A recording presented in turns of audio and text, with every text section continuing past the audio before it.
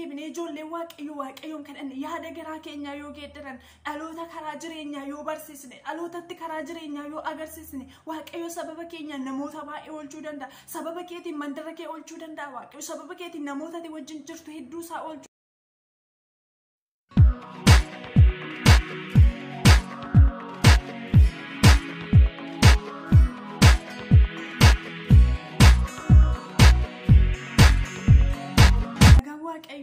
Bakka jirtanitti isiniif haa baay'atu. Jaallatamtootaa fi kabajamtoota hordoftoota chaanaalii kooti akkam jirtu nagaa keessanii? Ani baay'ee nagaa kooti. Gooftaa nagaa keenya baay'iseef galanni guddaan haa ta'u. Isinis nagaa guutuu akka qabdan Kiristoosin keessatti abdii guddaan qaba. Nagaan keessan ammallee dachaa ta'ee haa baay'atu isiniin jecha. Obboloonni haaraa gara chaanaalii kootii dhuftan like subscribe gochuudhaan maatii koo taatanii kan jirtan immoo guddaa galatoomaa isiniin jedha. Obboloonni jaallattanii viidiyoo kana share gochuudhaan hiriyoota keessaniin ga'a. Sababni isaatiiyyuu dhugaanuuf galee dhalootatti himne dhugaanuuf galee dhaloota barsiifne dhugaanuuf galee dhalootatti yoo dubbanne dhaloonni karaa jireenyaatti dhufa.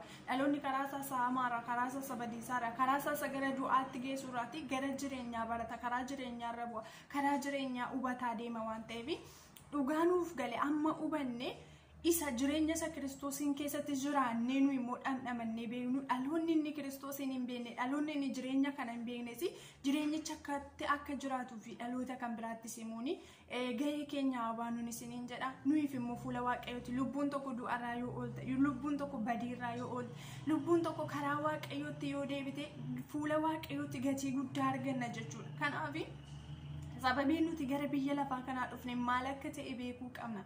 Sababiin nuti hojii waaqayyootti waamamneef, sababiin nuti waaqayyoon ofiisaa kan isaa godhatee nu waammateef nu fo'ateef maal akka ta'e beekuudhaan dhaloota gara jireenyaatti haafinu. Namni baay'ee waan hedduu barsiisaa oola, waan hedduu dubbataa oola, waan hedduu jechaa oola. Kun tariitii gammachuu yeroo muraasaa sammuu keenya keessatti uumuu danda'a. Yeroo muraasaaf nu bohaarsuu danda'a. Yeroo muraasaaf faayidaa garaa nuuf kennuu danda'a. Garuu wantichi nuun fayyadu asuma irratti hafa waan ta'eef xiqqaatu namni tokko dhaga'u dhalootatti waan jireenya barsiisu yoo himne isa kanatu gaariidha jechuudha. Nuufis dhaloota nu dhaga'uufis kanaafiyyuu amma dandeessan karaa dandeessaniin dubbii waaqayyoo dhaloota barsiisaa, sodaa waaqayyoo dhaloota barsiisaa. Namni dhaggeeffatu haa dhiisu. Namni baay'ee waan hin dhaggeeffatamnee fi waan hin hubannee fi inni irraa baqata jechuudha. Kanaaf namni dhaggeeffatu haa dhiisu. Garuu isin dhugicha dhaloota barsiisaa dhalootaan ga'an isiniin jedha. Gooftaan isin haa eebbisu.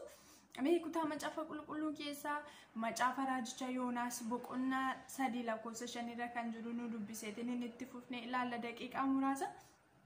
Akka jedha maqaa Yesuus inni dubbisa. Warri Nanawwee dhaamsa waaqayyoo kana amananii fudhatan gurguddoonni xixinnoonnis akka soomaniif labsanii uffata gaddaas ni uffatan. Dubbiin kun mootii Nanawwee bira ni ga'e. Yommus inni teessoo isaa irraa ka'ee uffata isaa surra qabeessa ofirraa fuudhee uffata gaddaas uffatee daaraa keessa ni taa'e. Achumaan mootichi guutummaa mandara Nanawweetti labsiin akka labsamu ni godhe. Labsiin ba'e sunis mootichii fi gurguddoota isaa biraa akka labsametti namni sa'i bushaayeen horiin qe'ee warri kaanis waa afaaniin hin qabiin, marga hin dheedin, bishaaniyyuu hin dhugin. Namni fi horiin qe'ee gadda haa uffatu. Jabeessanis gara waaqayyootti haa iyyan. Namni adduma addaan karaa isa hamaa irraa haa deebi'u. Waaqayyo isa fiduuf yaadanii dhiisa ta'a. Maaltu beeka? Akka nuyi hin bannetti aarii isa finiinaa irraa ni deebi'a ta'a kan jedhu ture jedha. Galanni waaqayyoodhaaf haa ta'u. Yaada garaa keenyaa geeddarannee gara waaqayyootti deebi'uu kan jedhu irratti ilaala. Yaada garaa keenyaa geeddarannee biyya Nanawwee mandara guddittii turte. Biyyi Nanawwee kun immoo sababa waaqayyoon dhaloonni biyya kana keessa dhaloonni mandara kana keessa jiran waaqayyoon gaddisiisu, fuula waaqayyootti hammina dalagu, fuula waaqayyootti cubbuu baay'isuu isaaniirraan kan ga'e waaqayyo biyya kana balleessuuf ka'e. Galanni waaqayyoodhaaf haa ta'u. Biyyi kun baduudhaaf gaafa kaatu mutariitii dhaloonni yaada garaa isaatii geeddaratu yoo jiraate waaqayyo waaqa araara qabeessa waan ta'eef dhaloota gara isaatti deebi'eef, dhaloota fuula isaa barbaaddateef, dhaloota yaada garaa isaatii geeddarateef, dhaloota karaa isaa saamminaarraa deebi'eef, dhaloota cubbuu isaa balleessaa dadhabbina isaa sakaleessaarraa barateef waaqayyo waaqa araaraati waan ta'eef biyya kana keessatti namoonni yaada garaa isaanii geeddarachuu yoo danda'an gara waaqayyootti yoo deebi'uu danda'an dheekkamsa isaanitti dhufuuf jiru kana badiisa isaanitti dhufuuf jiru kana du'a isaanitti dhufuuf jiru kana ni oolcha. Kanaaf iyyuu dhaloonni kun akka gara waaqayyootti deebi'an barbaadeetu waaqayyooni Yoonaasin gara biyya Nanaweetti erge. Yoonaasin yeroo jalqabaatii fi gara waaqayyoo isa ergetti dhiiseetu gara Tarsheeshitti deemuudhaaf yeroo kan waaqayyo Yoonaasin qabeetu yaada garaa isaatti akka inni geeddaratu akka inni of baru godhe gara qurxummii keessatti. Gaafa kana yeroo lammaffaatii fi boqonnaa sadarratti dubbiin waaqayyoo gara Yoonaas dhufetu magaalaa Nanawee kun mandara Nanawee kun garagaluudhaaf jirti baduudhaaf jirti.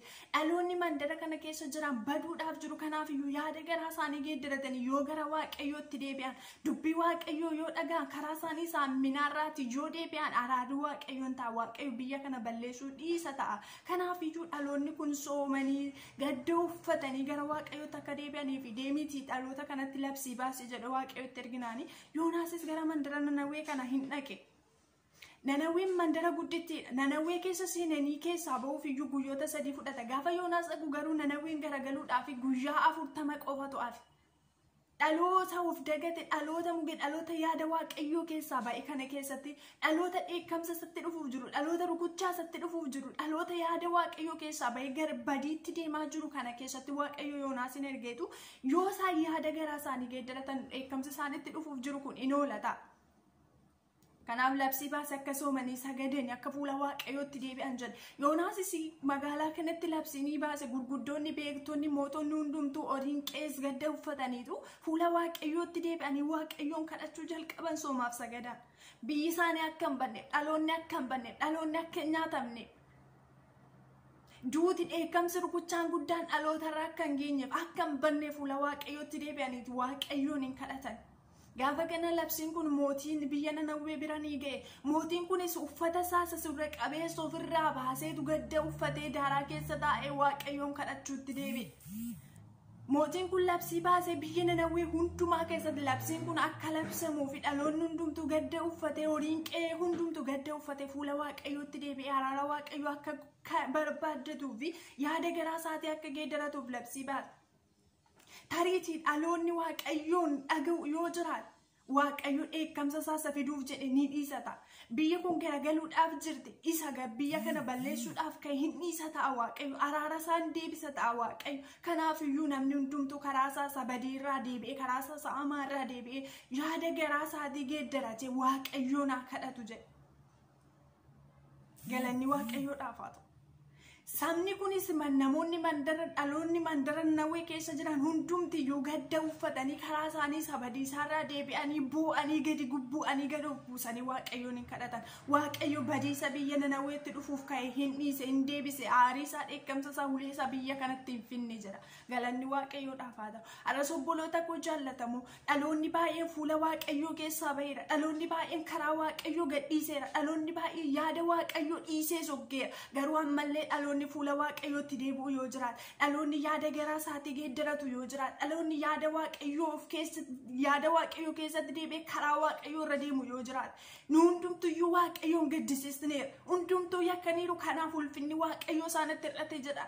Roomee 3:83 irratti.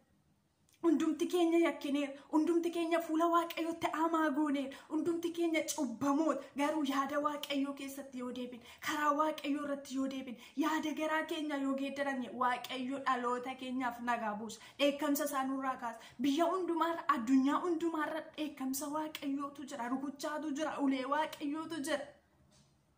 Guyyaan nuti yaada garaa keenyaatti geeddarachuu hin dandeenye tokko dhufuuf jira.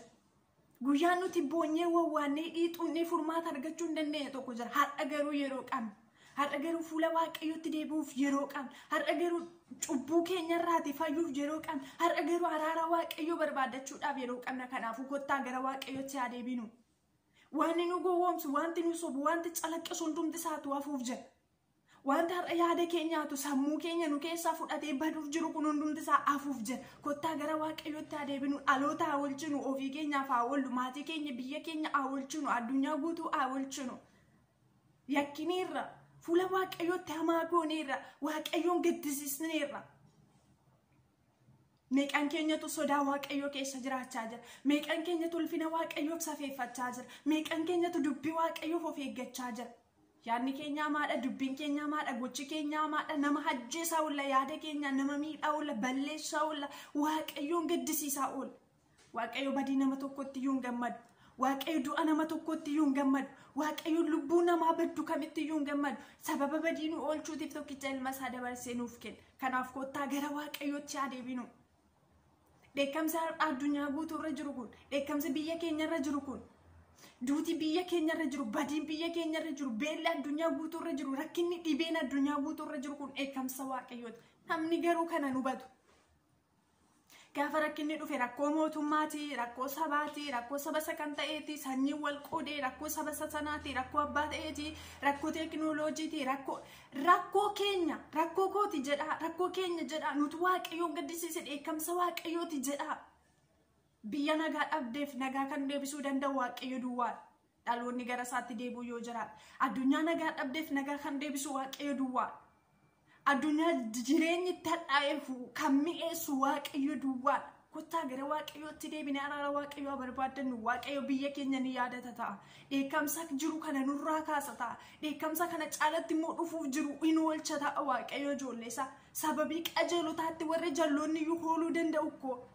Nuyi yoo fuula waaqayyootti deebinee ijoollee waaqayyoon kadhanne yaada garaa keenyaa yoo geeddaran, dhaloota karaa jireenyaa yoo barsiisne, dhalootatti karaa jireenyaa yoo agarsiisne, waaqayyo sababa keenyaan namoota baay'ee oolchuu danda'a. Sababa keetiin mandara kee oolchuu danda'a waaqayyo. Sababa keetiin namoota wajjin jirtu hedduu isaa oolchuu danda'a waaqayyo. Kanaaf iyyuu kottaa gara waaqayyootti haa deebinu. Dhaloota mata jabeeyyii hin taanu. Dhaloota waaqayyoon hin dhageenye hin taanu. Dhaloota laphee jabaatan hin taanu. Yaada garaa keenyaa geeddarannee gara waaqayyootti haa deebinu. Yeroo keenya waan baay'eedhaan iyyuu gubaa ol, waan baay'eedhaan iyyuu dabarsaa ol. Kottaa yeroo keenya qabnu keessaati fuula waaqayyootti gadi jechuudhaan waaqayyoof araara waaqayyoo barbaadannu, sodaa waaqayyoo keessatti haa deebinu, yaada waaqayyoo keessatti haa deebinu. Waaqayyo biyya keenya ni fayyisa. Waaqayyo dhaloota ni fayyisa. Waaqayyo siyaasa biyya keenyaa ni fayyisa. Waaqayyo dinagdee biyya keenyaa ni fayyisa. Waaqayyo jireenya dhaloota burjaaja'e ni fayyisa. Waaqayyo cubbuu lafa keenyarraa hin kaasa. Waaqayyo dheekkamsa lafa keenyarraa hin kaasa. Waaqayyo abaarsa lafa keenyarraa hin kaasa. Waaqayyo gadda lafa keenyarraa hin kaasa. Kanaaf kottaa gara waaqayyootti haa deebinu. Lapheen jabaannu, dhaloota mata jabeeyyii hin taanu, gara waaqayyootti deebinee araara waaqayyoo barbaadannu. Saba deebi'eef, saba yaada garaa isaatii geeddarateef, saba gara waaqayyootti deebi'eef waaqayyo araara isaa hin buusa. Gara waaqayyootti haa deebinu. Sabni gara waaqayyootti deebi'ee araara argata. Sabni gara waaqayyootti deebi'ee dheekkamsa jalaa oola. Sabni gara waaqayyootti deebi'ee badii jalaa oola waan ta'eef gara waaqayyootti haa deebinuun isiniin jedha. Gooftaan hunduma keessan haa eebbisu. Yoo jaallattan viidiyoo kana sheer godhaa. Ayyaanni isiniif haa baay'atu. Shaaloom.